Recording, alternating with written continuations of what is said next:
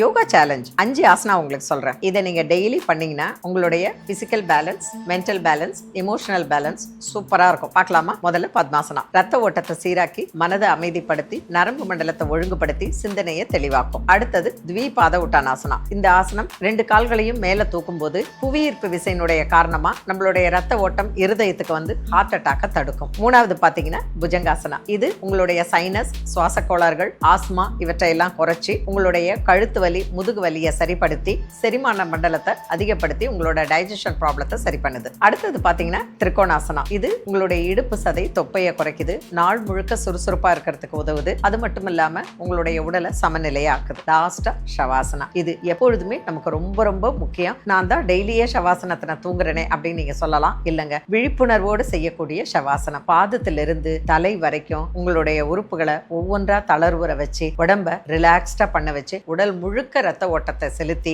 கான்சியஸாவே நீங்க ரிலாக்ஸ்டா இருக்கிறதுக்கு இந்த ஷவாசனா உதவுது. இது அபரிமிதமான பலன்களை கொடுக்க வல்லது.